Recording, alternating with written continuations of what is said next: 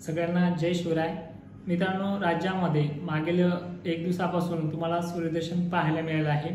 बऱ्याच ठिकाणी राज्यामध्ये फवारणीचा सुद्धा वेग वाढलेला आहे आणि ही माहिती आपण आपल्या चॅनलवरती अगोदर सुद्धा दिली होती।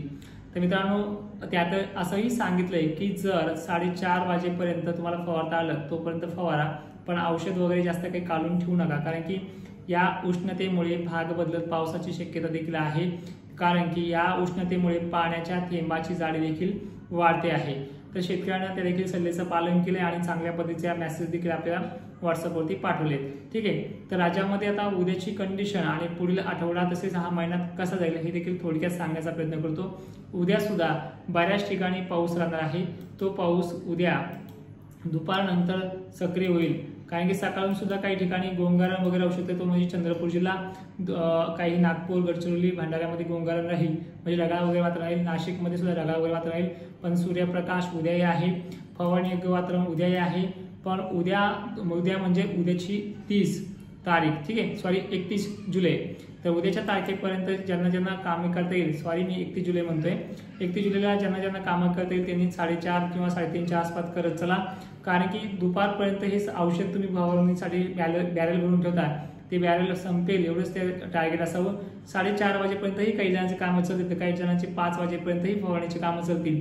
राज्यातल्या सर्व जिल्ह्यांची माहिती मी तुम्हाला सांगतोय, ठीक आहे। तर ज्या ठिकाणी सकाळी 8-9 वाजेपर्यंत ढगाळ वातावरण असेल त्यांनी काळजी करू नका, त्याच भागामध्ये 10 वाजता ऊन पडणार आहे आणि ते ऊन 4-4:30 वाजेपर्यंत देखील टिकेल। पण जास्त ऊन पडल्यामुळे 4:30 वाजेपर्यंत पाऊस येण्याचे चान्सेस आहेत। यामध्ये मेघगर्जना देखील होऊ शकते, पाण्याचा थेंब मोठाही असू शकतो, किंवा त्या एखाद्या ठिकाणी मोठा पाऊस पडला त्याची लेअर जर आली तर बारीक बुरबुर देखील राहू शकते। ही उद्याची 31 जुलैची कंडिशन आहे। 1 तारखेला सुद्धा सूर्यप्रकाश आहे, पुन्हा असंच चित्र उद्या परवाचं सुद्धा आहे, म्हणजे 1 ऑगस्टचं, ठीक आहे। तर राज्यामध्ये आता बरेच जण म्हणतील पुन्हा गोंगारण येईल का, सूर्यदर्शन झाकेल का, अशी कंडिशन कुठे कुठे राहणार आहे। तर महाराष्ट्रामध्ये 2 ऑगस्टला, 3 ऑगस्टला, कदाचित 4 ऑगस्टला सुद्धा हे 2-3 दिवसाचं झडगं सुद्धा लागू शकतं। झडग्यामध्ये काही मोठा थेंब नाहीये, भाग बदलतच पाऊस आहे, पण सगळीकडे असं झाकळून येईल। थोडंसं पूर्व विदर्भाला, पूर्व मराठवाड्यात थोडासा जोर जास्तही राहू शकतो आणि एक 2 दिवसासाठी वातावरण पुन्हा हे झाकळून राहील, बारीक थेंब पडेल। झडग्यामध्ये कसा पाऊस पडतो तुम्हालाही माहिती आहे, गरमीशिवाय मोठा पाऊस पडत नाही, ठीक आहे। तर आता कंडिशन बघूया थोडीशी 4 ऑगस्ट आणि 5 ऑगस्टची। तर 5 ऑगस्टला पुन्हा सूर्यप्रकाश होईल, पण सूर्यप्रकाश झाल्यामुळं गरमीची लेवल जरा जास्त वाढणार आहे। ते काही ठिकाणी मुसळधार देखील सरींची शक्यता महाराष्ट्रामध्ये, विदर्भामध्ये आहे आणि मराठवाड्यात सुद्धा आहे। पश्चिम महाराष्ट्रामध्ये काही ठिकाणी कांदेशीमध्ये बऱ्याच ठिकाणी कंडिशन घडू शकते।